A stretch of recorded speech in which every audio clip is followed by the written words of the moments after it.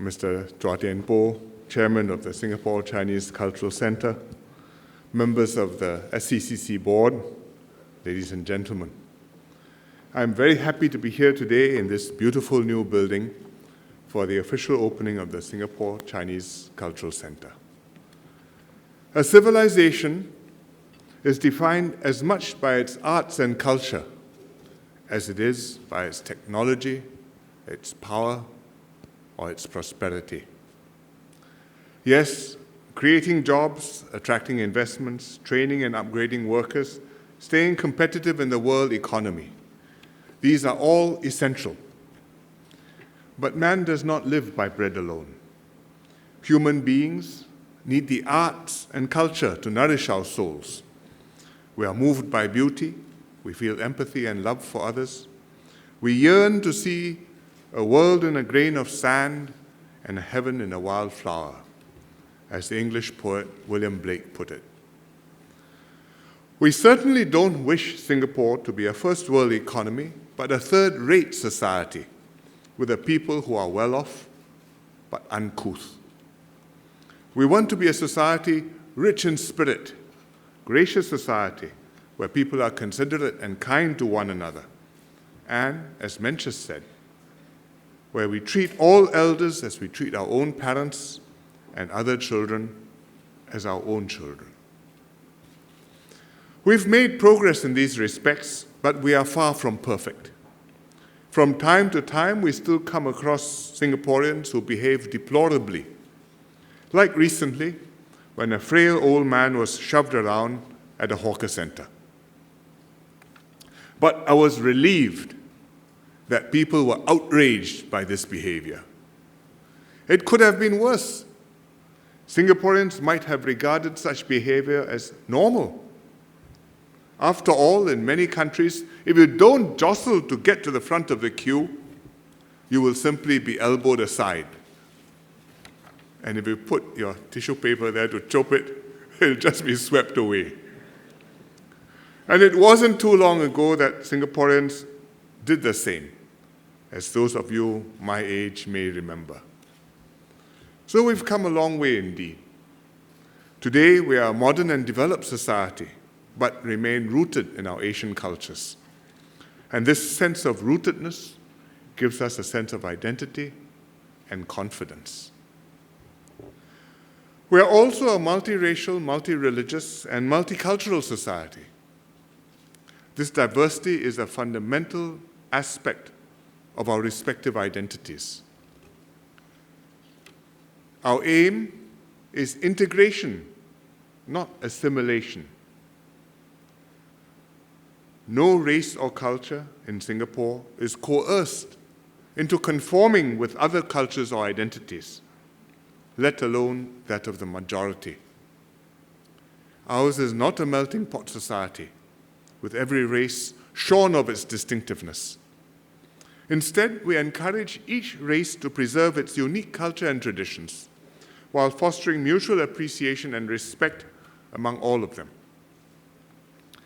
Being Singaporean has never been a matter of subtraction, but of addition, not of becoming less, but more, not of limitation and contraction, but of openness and expansion. So over time, each race has retained and evolved its own culture and heritage, but each has also allowed itself to be influenced by the customs and traditions of the other races. And the result has been distinctive Singaporean variants of Chinese, Malay, Indian, and Eurasian cultures, and a growing Singaporean identity that we all share, suffusing and linking up our distinct individual identities and ethnic cultures. So much so that when we travel overseas, whether to neighboring countries like Malaysia or Indonesia, or further afield like China and India, we can tell if someone is Singaporean just by the way they speak and act. And when we deal with nationals from these countries, we are confident of our own Singaporean cultures and identities, even as we are conscious that we are ethnic Chinese, Malays, Indians, or Eurasians. Thus, the Chinese Singaporean is proud of his Chinese culture, but also increasingly conscious that his Chineseness is different from the Chineseness of the Malaysian and Indonesian Chinese or the Chineseness of people in China or Hong Kong or Taiwan. Indeed, we can now speak of a Singaporean Chinese culture. And in the same way, I think, we can speak of a Singaporean Malay culture and a Singaporean Indian culture. For a country that's just over 50 years old, which is a very short time, compared to the ancient civilizations from which we spring, this is quite an achievement. Cultures reflect and express a people's deep values as well as their collective experiences, individual talent as well as tradition, the old and new merging to create fresh forms and new recognitions. Therefore, cultures grow and change and evolve naturally and organically. It cannot be planned, directed, or ordered into being. But that doesn't mean the government has no role to play. It can encourage gracious behavior and foster positive social norms. It can recognize cultural achievements and support the arts. For the arts do not always pay for themselves. In our schools, we offer not just maths and science, but also literature, drama, and music. We encourage students to participate in co-curricular activities like dance, symphonic orchestra, Chinese orchestra, calligraphy. We support institutions like the Nanyang Academy of Fine Arts, the LaSalle College of the Arts, and the Yong Siu To Conservatory of Music. We've also created facilities like the National Gallery and the Esplanade, as well as supported the activities of arts and cultural groups. So when the Chinese community proposed setting up the SCCC, the government was happy to support this endeavor. And the SCCC now has an 11-story state-of-the-art building. As you can see, it's a beautiful, handsome building. But what matters are the people who will use these spaces and facilities and give it life, those who will perform and display their efforts here, as well as those who come to appreciate, enjoy, and encourage Chinese arts and culture. I hope the SCCC will strengthen the Singapore Chinese arts and cultural scene, make it accessible to all races and appeal to all ages, and ensure that Singaporeans remain rooted in our multicultural identity for many years to come. Now let me say a few words in Mandarin. 新加坡华族文化中心主席蔡天宝先生及董事会成员，各位嘉宾和朋友们，大家好。今晚受邀为新加坡华族文化中心开幕，我感到万分荣幸和感动。这座新文化地标是关心本地华族文化发展的人士和团体过去5年来努力的成果。它代表了生活在这个岛屿的人们多年来所坚持的一种文化情怀，也显示了我国的文化自信越来越强。当然，华族文化是新加坡文化的重要元素，所以政府一开始便全力支持兴建华族文化中心的计划。借此感谢所有协助建立这个中心的人士和团体，尤其是主席蔡天宝先生、董事们、管理层、全体职员以及赞助人、赞助机构、义工、各艺术团体和合作机构。华族文化中心的启用，让我们重新思索一个讨论多时的课题，那就是我们希望发展出怎么样的本土华族文化。每个国家的人民因为地理环境和历史与文化的关系，都会发展出自身独特的文化身份。新加坡人也不例外。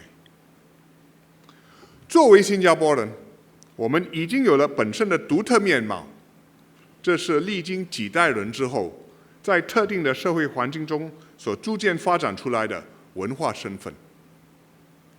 这主要来自3方面的影响。首先是我们的华族先辈，通过他们的言行举止，给我们传递了许多优良的传统价值观。例如，在当年从唐山到南洋的华族先辈还有建国一代身上，我们看到特别可贵的生活态度，那就是认真打拼、刻苦耐劳的刚毅精神。即使环境艰苦，他们依然勤恳努力生活，设法为下一代建设更美好的明天。他们相信天道酬勤。华社人士也十分关心文化教育和慈善公益，总是有钱出钱，有力出力。待人处事方面，他们敬老尊贤，爱护弱小，相信做人应该老吾老以及人之老，幼吾幼以及人之幼。华族先辈这些优良传统，希望年轻一代能加以传承。第二，在新加坡华人已经内化的价值观里，包含了拥抱多元文化的观念。新加坡自从独立以来，不断致力建设多元种族、多元宗教的和谐社会。这个理念获得各种族的支持。华族虽然占多数，但是在文化生活习俗方面，并绝对没有要求其他种族同胞接受华族文化习俗，甚至使用华语。每个种族都各自保留自己的文化传统，大家彼此互相尊重，和谐共处。在这同时，各种族也有机会在许多共同空间举行交流。日子久了，不同文化之间在潜移默化中互相影响，而多元色彩也因此成了新加坡华族文化的独特印记。例如，新加坡华乐团的曲目就包括经典的马来歌曲《Singapura Jan Malay Jan》或《Rasa Sayang》。歌曲是马来歌，不过用华乐乐器演奏，效果非常不同。同样的，非华族艺术工作者也从华族文化中吸取创作灵感。在文化中心所策划的新创意特展里，本地杰出声音媒体艺术家 Zulkifli Mahmud 就给大家带来了这样的一件作品。他把城市里不同的声音，通过他的铜管装置艺术品，巧妙地奏出类似华人流行音乐的曲调。待会儿大家就有机会去欣赏了。第三，与国际接轨的经济政策和双语教育的推行，让新加坡华人同时有机会接触东西方文化。由于通晓中英文，我们更容易与不同文化背景的朋友们交流，了解他们的观点。本地华族和非华族之间更可以更深入交流，跟其他东南亚国家和亚洲地区的朋友也可以方便沟通。在为新加坡华族文化定位时，最为重要的一点是，在建国半个世纪后，各种族共同经验和集体回忆，加强了国人对新加坡的认同感。在谈到身份认同感时，国人首先会肯定自己是新加坡人，然后才是种族身份。所以，我们是新加坡华人，这也是我们在世界舞台上的身份。总的来说，新加坡华族文化既有中华传统文化的面向，也有新加坡多元文化的特色。在本地艺术工作者创作的绘画、音乐、舞蹈和电影作品中，可以看到南洋风，也可以看到融合中西方文化的风格，或是其他本土色彩。新加坡华族文化已经有不少代表人物和团体了，例如新加坡歌手在华语乐坛就十分受欢迎，孙燕姿、林俊杰、蔡健雅、陈洁仪等歌手在华人世界享有很高的知名度。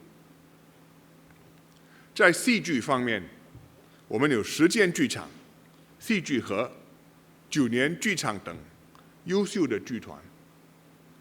传统戏曲则有敦煌剧坊、陶荣儒乐社、传统艺术中心等等。在舞蹈方面，我们有剧舞房和新加坡华族舞蹈剧场等等。在电影方面，从早期梁志强的《小孩不笨》，陈子谦的《爸爸腰》，到近几年陈哲仪的《爸妈不在家》，本地的电影工作者为我们带来了许多精彩杰作。当中一些作品更是在国际上获得肯定，为新加坡带来骄傲。因此，华族文化中心所发展的本土华族文化，将是从以新加坡人为本位的定位出发。中心已经积极投入工作，为大家准备了多项精彩的活动。这些活动十分多元化，所使用的语言也不局限于华语。例如，观众可以欣赏到原汁原味的潮州或广东大戏。西方学者也将受邀发表他们的研究心得，希望不同语言习惯的群体能踊跃参加这些活动。针对年轻的一代，中心也采用不同的方式来鼓励他们参与，例如开幕活动的新浪演唱会，就邀请了新谣代表人物和本地歌手呈现经典新谣歌曲。我希望有更多文化工作者和团体会积极利用这里的场地，主办活动、呈现表演，引领更多的人走进精彩的华族文化世界。另外，也希望文化艺术领域的人才能贡献大家的才能，协助中心加强活动内容，一起传递文化薪火。我对华族文化中心充满期许，希望它能成为国人认识、参与和欣赏华族文化的重镇。承先启后，继往开来，华族文化中心可以说是任重道远。它需要华社以及爱护华族文化人士的鼎力支持，才能完成使命。在此，祝愿华族文化中心一切顺利，谢谢大家。